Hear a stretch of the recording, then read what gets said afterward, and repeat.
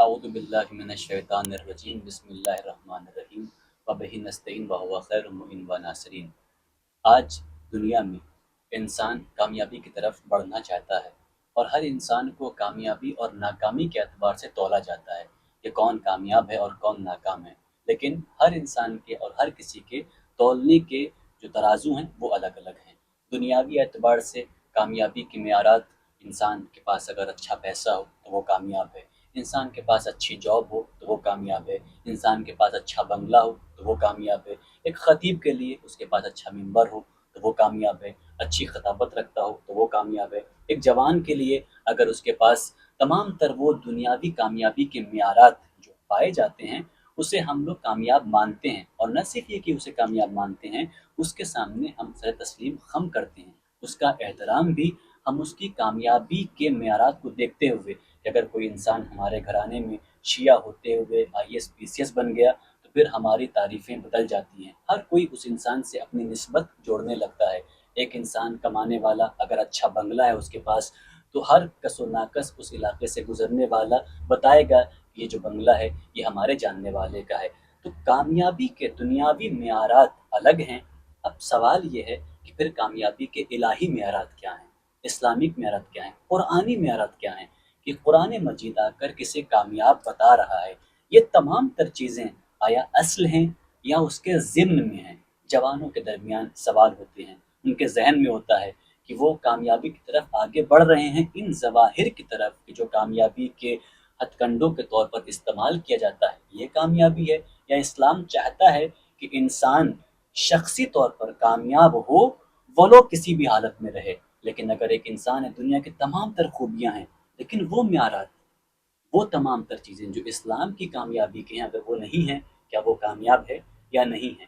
ہم کچھ جوان آپس میں اس بارے میں گفتگو کرتے ہیں، اور آج بھی گفتگو کرنے کے لیے اپنے دوستوں کے ساتھ بیٹھے ہیں، اور ان جوانوں کی ہی ہمارے ساتھیوں کے سوالات ہیں کہ اسلام کی نگاہ میں کامیابی کے معیارات کیا ہیں، اسلام کن چیزوں کو بتاتا ہے کہ اگر یہ چیزیں انسان کے پاس ہوں وہ کامیاب ہے، بولو وہ دنیاوی ظواہرات اس کے پاس نہ ہوں، اور اگر نہیں ہیں بولو سب کچھ اس کے قدموں میں ڈال دیا جائے پھر بھی وہ ناکام مانا جاتا ہے۔ تو آئیے شروع کرتے ہیں، ہم اپنے دوستوں کے ساتھ اس گفتگو کا آغاز کرتے ہیں اللہ کا نام لے کر، کہ دیکھیں ہمارے جوانوں کے دماغ میں، ہمارے ذہنوں میں کیا ہے کامیابی کی معیارات، اور اس کو ہم کیسے اسلام کے پیرائے میں آگے سمجھ سکتے ہیں۔ اگر جو باتیں آپ نے بتائی ہیں صحیح سمجھ میں آتا ہے کہ کامیابی کسے کہتے ہیں، لیکن جو ہم لوگ سنتے چلے آ رہے ہیں تو کامیابی میں تو ہم لوگ پیسہ کمائیں، آگے بڑھیں، اچھے کپڑے، بڑی گاڑی، بنگلہ سبھی لوگ لیں، تو یہ کامیابی کس کیٹیگری میں آتا ہے؟ یہ اسلام کی نظر میں یہ کیا ہے، اس کو کیا کس نظر سے جی دیکھیں جی، گے؟ تو یہاں سے ہی ہماری گفتگو اس طرح شروع ہو سکتی ہے کہ اسلام نے کامیابی کے وہ معیارات جو دنیا کی نگاہوں میں ہیں اس سے منع نہیں کیا ہے، تو پھر معیارات کیا کیا بتائے ہیں، وہ معیار کامیابی کے کیا ہیں؟ تو خود ہم اگر قرآن، چونکہ ہم قرآن سے سمجھنا چاہ رہے ہیں، قرآن کی جی نگاہ جی میں کامیابی کے معیار، اس میں سارا جواب موجود ہے، چھوٹا سورہ ہے لیکن اس میں سب کچھ آ جائے گا۔ اللہ نے کیا کہا، بسم اللہ الرحمن الرحیم، والعصر ان الانسان لفی خسر، اللہ نے زمانے کی قسم کھائی، وقت کی قسم کھائی، یہ قسم ہے زمانے کی، زمانے کے والعصر ان الانسان لفی خسر، سارے انسان گھاٹے میں ہیں، سارے انسان گھاٹے ناکام میں ہیں، گھاٹے میں ہیں۔ تو اب اس کا مطلب یہ ہوا کہ جب سارے انسان گھاٹے میں ہیں تو اب وہ تمام تر چیزیں جو آپ کے دماغ میں ہیں، تمام تر وہ باتیں جو آپ کے ذہنوں میں ہیں، وہ سب کے سب گھاٹے والی لسٹ میں آ جائیں گی۔ ٹھیک ہے، اب آئیے دیکھیں کہ اس کے بعد قرآن کیا فرما رہا ہے، کہ سارے انسان گھاٹے میں ہیں، پیسے والا گھاٹے میں ہے، اچھے بنگلے والا گھاٹے میں ہے، اچھی جاب والا گھاٹے میں ہے، ایک IAS PCS گھاٹے میں، سب گھاٹے میں ہے، کوئی فائدہ کون ہے؟ ان تمام تر چیزوں کو اسلام نے منع نہیں کیا ہے، جب تک کہ تب تک یہ تمام تر چیزیں ان چار چیزوں کے انڈر میں نہ ہو جو اسلام بیان کرتا ہے۔ اب الا الذین آمنوا، سوائے ان لوگوں کے کہ جو ایمان رکھتے ہیں۔ اب آپ کا پیسہ، آپ کا بنگلہ، آپ کے تمام تر وہ کامیابی کے معیارات جو دنیا نے طے کیے ہیں، اگر یہ ایمان کے سائے میں ہیں تو کامیاب، سبحان اگر ایمان کے سائے میں نہیں ہے تو دنیا کی نگاہ میں تو کامیاب ہے، لیکن جو بے ایمان ہے وہ انسان اللہ کی نگاہ میں کامیاب نہیں ہے، وہ لوگ کتنا امیر کیوں نہ ہو۔ لیکن اگر یہی انسان ایمان والا ہے، ولو ظواہر دنیا والی کامیابی نہ ہو پھر بھی وہ کامیاب ہے. تو ہمارا کام کیا ہے؟ ہمارا کام یہ نہیں ہے کہ ہم ان دنیاوی ظاہری کامیابیوں کے آگے نہ جائیں، ان کے ساتھ نہ چلیں لیکن ایمان کے سائے میں. اگر دیکھا جائے تو کامیابی کا اگر پیمانہ یہ بنایا جا رہا ہے تو اس میں فرق کیا ہوا؟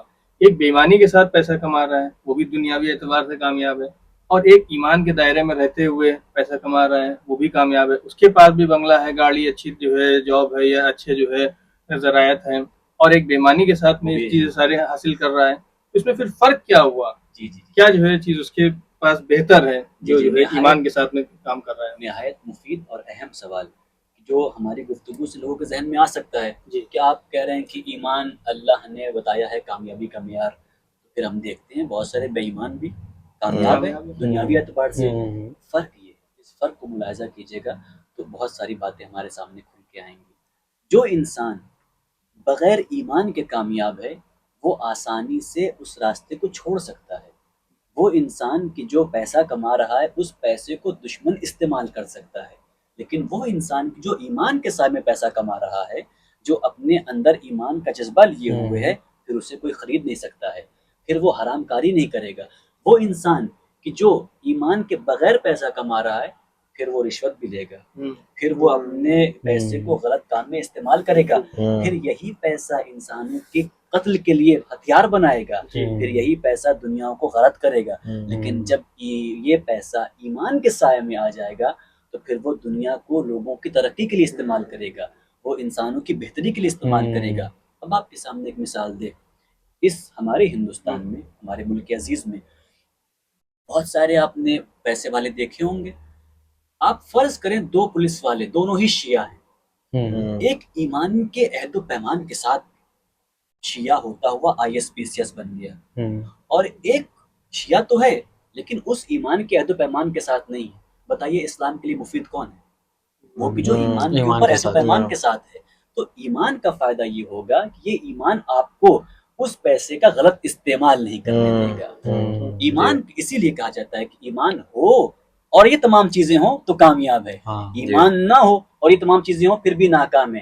تو گویا کہ اسلام کی نگاہ میں کامیابی کا معیار ان چیزوں کو اس لیے نہیں بنایا گیا ہے کیونکہ انسان بغیر ایمان کے ہوگا تو یہ چیزیں آپ کو مضبوط نہیں رکھیں گی، لیکن اگر ایمان کے ساتھ ہوں گی یہ چیزیں تو یہ آپ کو کہتے ہیں اسی لیے المؤمن جبل الراسخ، مومن سیسا پلائی ہوئی پہاڑ اور دیوار کی مانند ہے. پھر اگر یہ ایمان کے سائے میں یہ تمام تر چیزیں ہیں دنیاوی کامیابی کے معیارات، تو پھر یہاں پر یہ انسان ایک قدم بھی پیچھے نہیں ہٹائے گا، ڈٹا رہے گا، کھڑا رہے گا. لیکن ایمان کے بغیر ہے یہ تمام دولت بھی جو ہے دشمن کے استعمال میں آ سکتی ہے. لیکن جہاں پر ہم کام کر رہے ہیں ہم بشرط ہم ایمان والے ہیں، لیکن جہاں پر ہم کام کر رہے ہیں، جن لوگوں کے ہم ساتھ میں کام کر رہے ہیں، مثلا ہم کسی ڈپارٹمنٹ میں ہیں، کسی ایسے پوسٹ پر ہیں، تو وہاں پر جو ہمارے ساتھ والے ہیں وہ ہمیں اس میں جو ہے نہیں جو ہے بھائی وہ تو ایمان کا وہ رکھتے نہیں ہیں اتنا، تو وہاں پر ہم کیسے اپنے ایمان کو قائم رکھ سکتے ہیں؟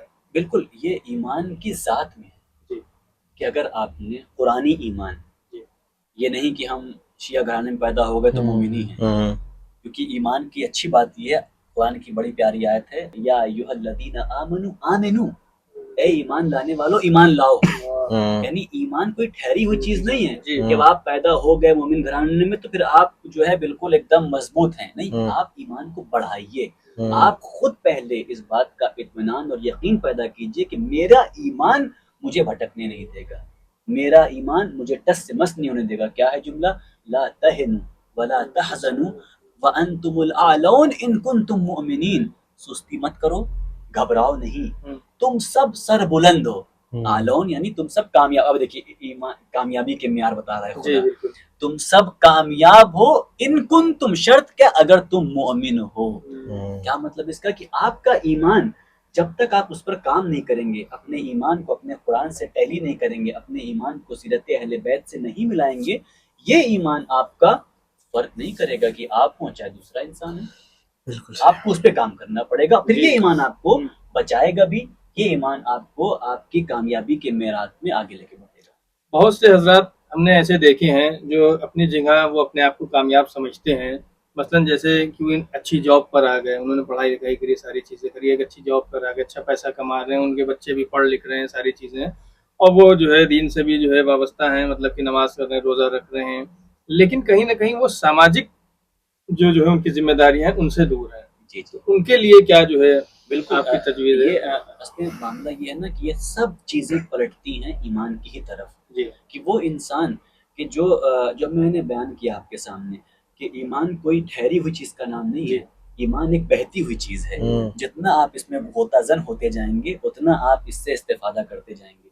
यानी क्या, अगर कोई इंसान मुमिन है, पैदा है, तमाम तर कामयाबी के मेयारात उसके पास हैं, लेकिन उसके बावजूद भी वो अपनी तवानाई को अल्लाह की राह में इस्तेमाल नहीं कर रहा है जी जी और दुश्मन का आलयकार बना हुआ है, तो लाशऊरी तौर पर बगैर सोचे समझे वो जो है इस्लाम के लिए फायदेमंद नहीं है। जी वो अपना ही पेट, अपना ही जी, घर, जी, जी। अपना ही इलाका।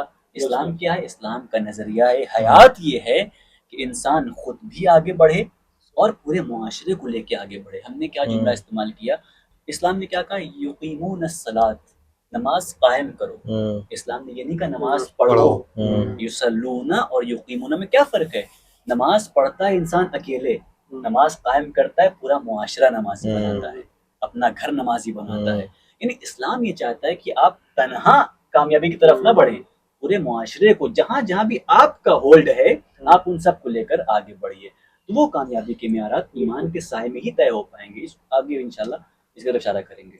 मतलब जितनी जो है इंसान कामयाबी हासिल करता है उतनी ही उनकी जिम्मेदारियां बढ़ जाती हैं समाज के लिए। तो क्या हमने ऐसा देखा है या कभी कुछ ऐसा हुआ है कि ईमान के अलावा भी कुछ और बयान किया गया हो कामयाबी के लिए? कि हाँ। ईमान ना हो कुछ और भी ऐसा?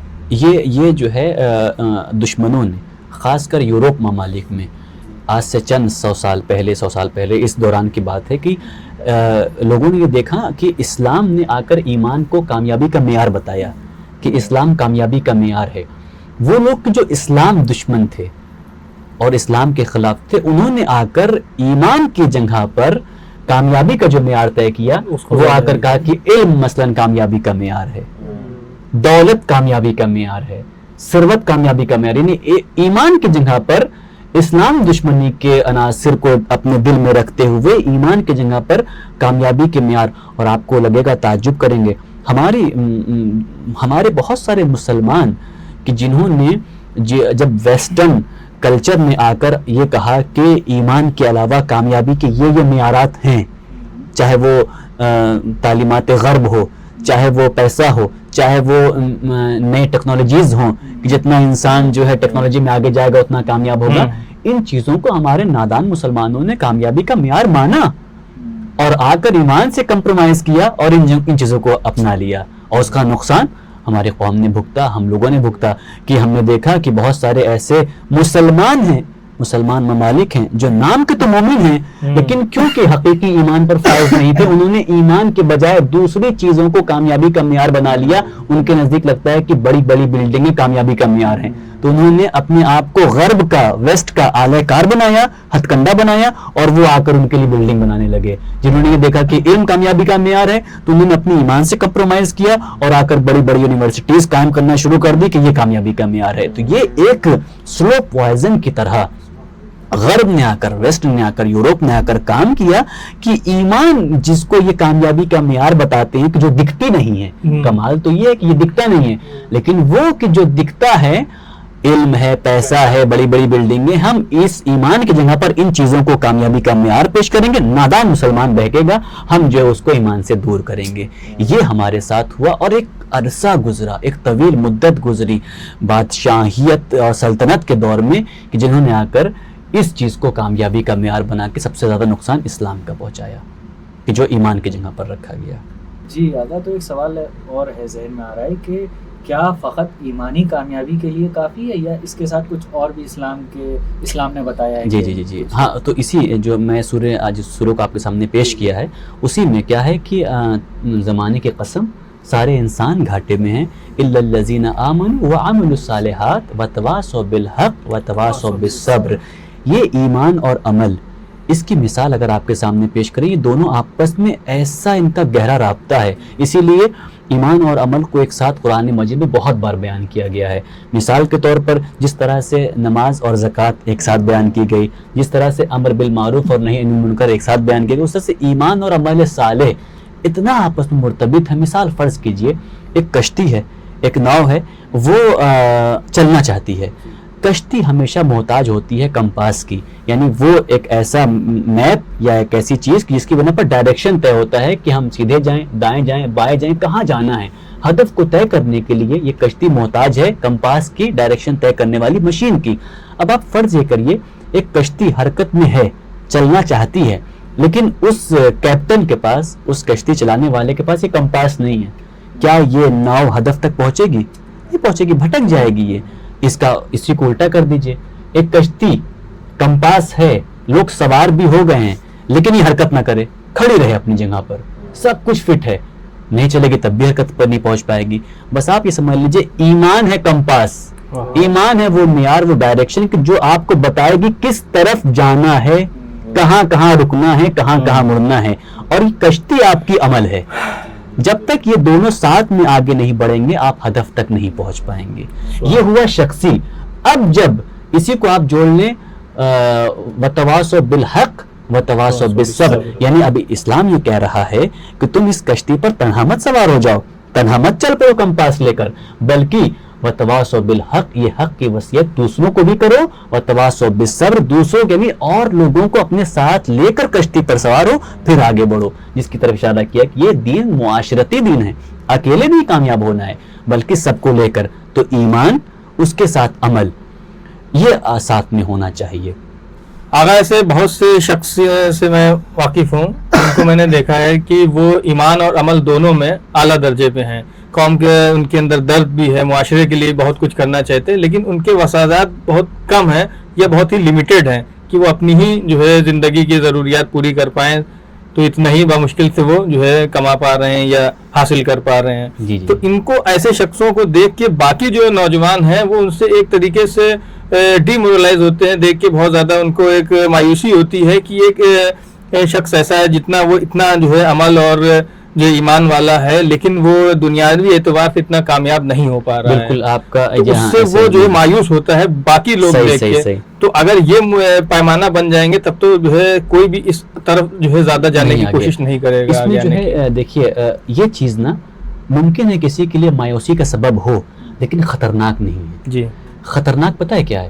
خطرناک یہ ہے کہ جو انسان دین کی باتیں بہت کرے، مومن بہت تگڑا والا ہو، دنیا کو ہلا دینے بس کل انقلاب آ جائے، لیکن وہ انسان دنیاوی محنت میں آگے نہ ہو، اور یہ اپنے والد سے ملنے والے ورثے میں جو پیسہ ہے کھیتی باڑی وہ اسی پر کمائے، اسی پر بھروسہ کرے، اور یوں کہا جائے کہ اپنے ہی گھر میں اپنے گھر والوں پر بوجھ بنا بیٹھا ہوا ہے، لیکن دین کی بڑی بڑی باتیں کر رہا ہے۔ یہ زیادہ خطرناک ہے۔ وہ کم سے کم محنت تو کر رہا ہے۔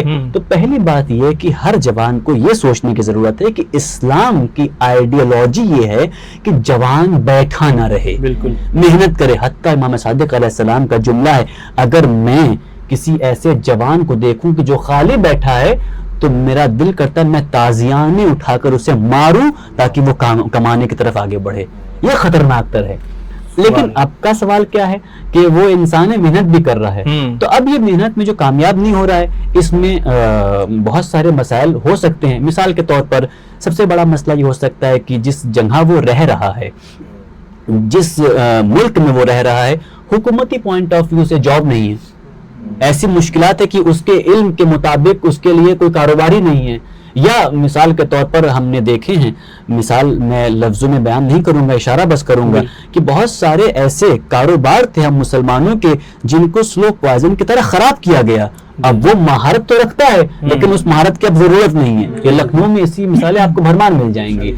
تو پرابلم پہلی یہ کہ وہ خود سبب نہیں ہے بندہ خدا، دوسرے اسباب ہیں حکومتی لیول پہ کہ جو اس کو جاب نہیں دے رہے ہیں، جو اس کو اس مقام کی اس کی جو صلاحیت ہے اس مقام پہ اس کو پہنچا نہیں رہے ہیں۔ اس کے لیے ضروری یہ بھی ہے کہ جو ہے وہ وقت کے ساتھ ساتھ اپنے آپ کو بدلتا رہے تاکہ جو ہے وہ دنیا کے ساتھ میں اپنے آپ کی تال میل بٹھا سکے۔ یہی میں اشارہ دوسرا کرنا چاہ رہا تھا، یہ تو اس کی پرابلم نہیں، یہ تو کہیں اور سے آ رہی ہے۔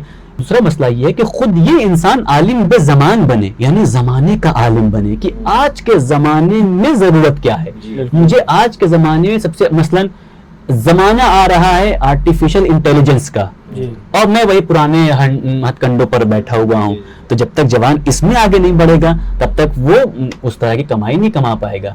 تو کئی ایسے مسئلے ہوتے ہیں، لیکن اس کے باوجود بھی یہ زیادہ خطرناک نہیں ہے. خطرناک وہ پہلا والا ہے، لیکن یہ محنت کرے گا، خدا اس سے خوش رہے گا، اور حالات کے حساب سے اگر وہ عقل مندی سے کام لے تو آگے چل کے اس کو بھی رزق مہیا ہوگا. اگر جیسے آپ نے جو ہے کشتی کی مثال دی، ایمان اور عمل کتنی گہرا رشتہ ہے آپس میں، اس کو تھوڑا سا اور تھوڑا الیبریٹ کر دیے، تھوڑا مطلب اور اس کو کیسے دیکھا جا سکتا ہے؟ دیکھا جی، اس میں ایمان اور عمل کا جو ہے نا بہت ہی گہرا رابطہ جو میں نے آپ کے سامنے بیان کیا. اس میں بھی جیسے ایمان کی جگہ پر ویسٹرن نے اور یوروپ نے آ کر علم اور پیسے کو رکھا کہ یہ معیار کامیابی کا، یہ دشمنوں کی طرف سے کوشش ہوئی تھی. اسلام اور مسلمان کا لبادہ اوڑھنے والوں کی طرف سے ایک کوشش یہ ہوئی کہ عمل کی جگہ پر ان لوگوں نے لا کر ایمان کو رکھ دیا کہ عمل کافی نہیں ہے، عمل کی ضرورت ہی نہیں ہے، ایمان کافی ہے.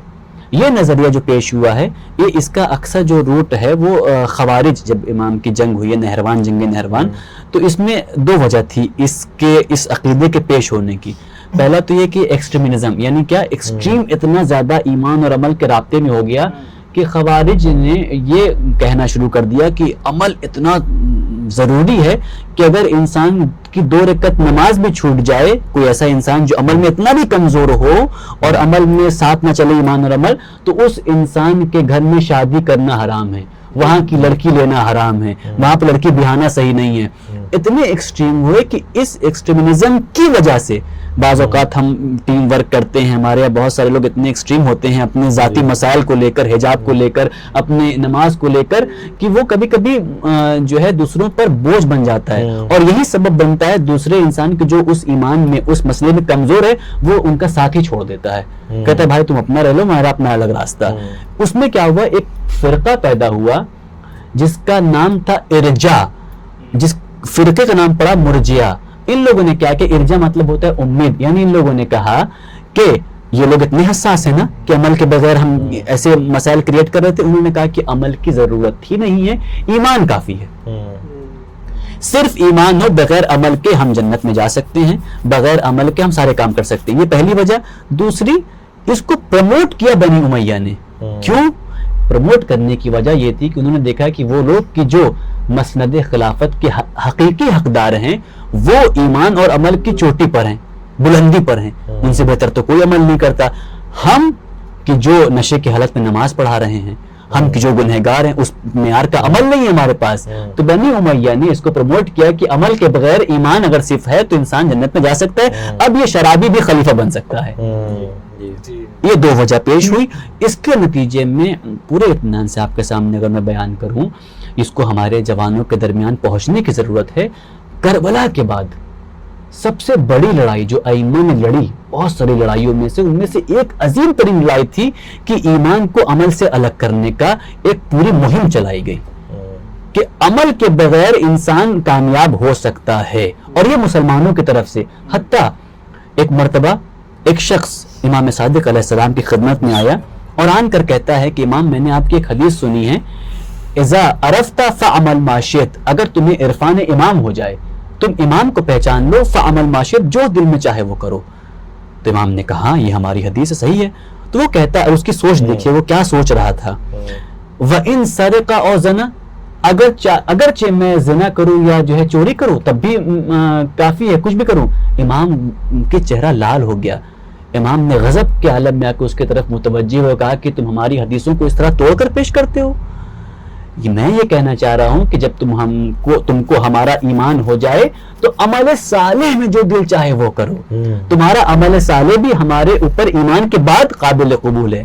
نہ یہ کہ میں یہ کہنا چاہ رہا ہوں کہ تم کو ہم پر ایمان آ گیا ہے تو تم چاہے گناہ کرو، چاہے تم جو ہے نامحرم کو دیکھو، چاہے تم کوئی بھی حرام کام کرو، تم کامیاب ہو سکتے ہو. وہ فکر تھی جو اماموں نے جس کے خلاف لڑائی لڑی.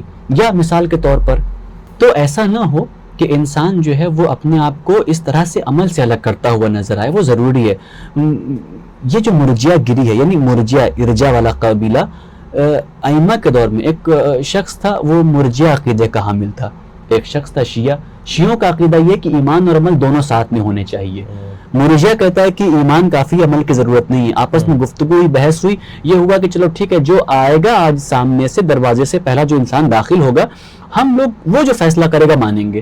بہرحال تو دیکھا تو یہ مرجیہ کا اپنا ایک ان کے کہتے ہیں نا اس کا لگ تھا کہ ایک گانا بجانے والا انٹری کیا، اس نے اس کے سامنے مسئلہ پیش کیا گیا کہ آپ یہ بتائیے، ہم شیعہ ہمارا عقیدہ ایمان بعمل، یہ مرجیہ یہ کہتے ہیں کہ ایمان بغیر عمل، ضروری نہیں عمل.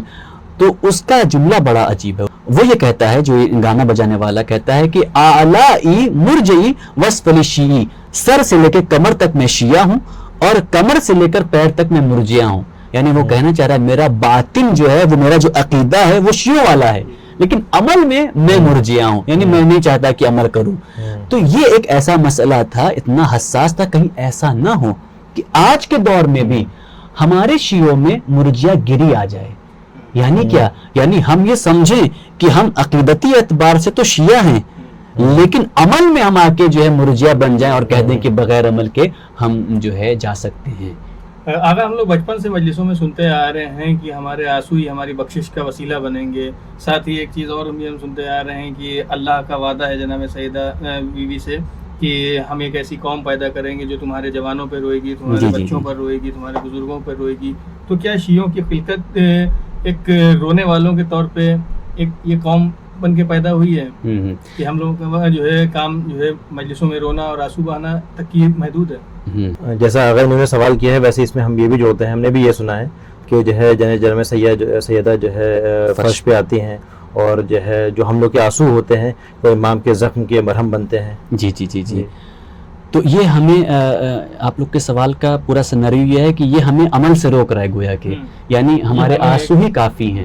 تو اس میں واقعاً چونکہ یہ ایک حساس موضوع ہے، بعض اوقات اس موضوع کے تحت ہماری عوام کو ذرا جو ہے سست کیا جاتا ہے، یا یوں کہا جائے کہ ہمارے ہاں بہت سارے ایسے اچھے لفظ ہیں، اچھی ٹرمینالوجیز ہیں جس کو دشمنوں نے ہمارے خلاف استعمال کیا. مثال کے طور پر زہد کا معنی یہ ہوتا ہے کہ انسان کے پاس دنیا ہو لیکن وہ دنیا سے بے رغبتی اختیار کرے، دنیا ہوتے ہوئے بھی دنیا کا دیوانہ نہ ہو.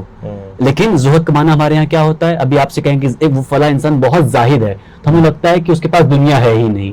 یا صبر کا معنی ہمارے ہاں اسلام یہ کہتا ہے کہ صبر یعنی کہ ڈٹے رہنا، کھڑے رہنا، جس سے بنا استقامت، یعنی اپنے آپ کو دشمن کے مقابلے میں کبھی پیچھے نہ ہٹنا بلکہ ڈٹے رہنا.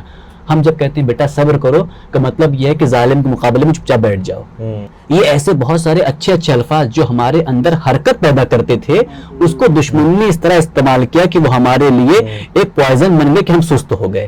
صبر ان میں سے ایک لفظ ہے یہ آنسو والا، اہل بیت پہ گریہ کرنا. یہ گریہ کیوں اس کی اتنی اہمیت ہے؟ یہاں تک میں آپ کے سامنے روایت پیش کروں کہ یہ آنسو اتنا قیمتی ہے کہ اگر ایک قطرہ آنسو بھی عزادار کا جہنم کی آگ پہ ڈال دیا جائے تو پوری جہنم کی آگ خاموش ہو جائے گی.